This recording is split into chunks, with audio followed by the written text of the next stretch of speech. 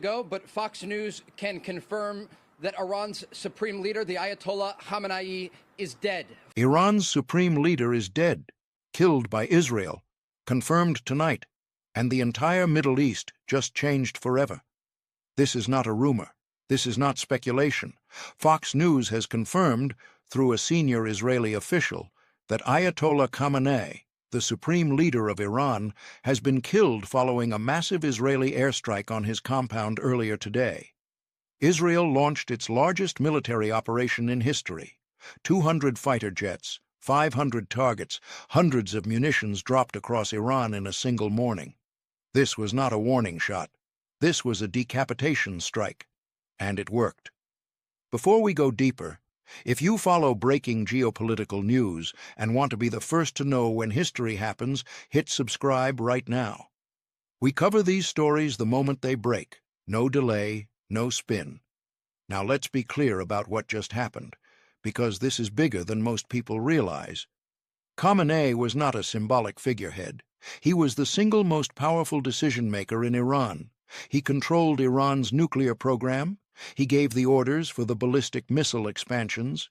He was the reason every diplomatic attempt by the Trump administration collapsed at the negotiating table. Special Envoy Steve Witkoff traveled to Switzerland. Jared Kushner worked back channels across the region for over a year. The Trump administration even offered to set aside Iran's support of proxy militias and its crackdown on protesters, just to get a nuclear deal done. Iran's leadership refused every time. Khamenei was the wall. Tonight, that wall came down. While Khamenei was the primary target, this was not a single strike. Israeli jets simultaneously hit Iranian military infrastructure, ballistic missile launch systems, and command centers across the country. Sirens blared across Israel throughout the afternoon. Millions of civilians rushed into bomb shelters as Iranian ballistic missiles fired back, targeting Jerusalem, Tel Aviv, and even Gulf nations like the UAE. 8 people were reported injured in one Gulf state attack.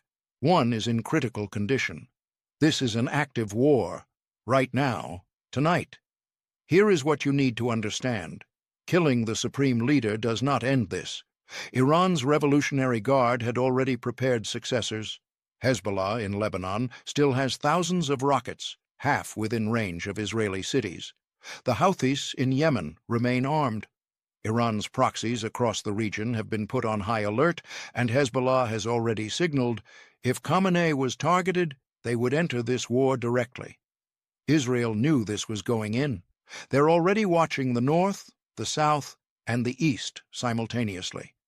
President Trump authorized this campaign jointly with Prime Minister Netanyahu, but in a stunning 5-minute interview with Axios tonight, Trump left a door open, saying the conflict could end in 2 to 3 days if Iran chooses diplomacy.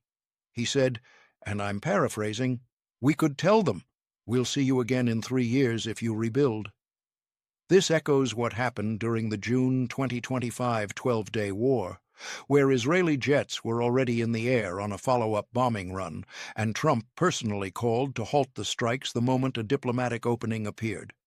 Trump is playing 2 cards at once: overwhelming military force and a negotiated exit. Peace through strength, in real time. The question every analyst, every government, every intelligence agency is asking tonight is simple. What does Iran do now?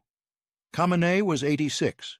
A successor was reportedly already being prepared, but a new supreme leader taking power during an active war with decimated proxies, a weakened missile arsenal, and no nuclear weapon is not the same Iran that existed 2.5 years ago.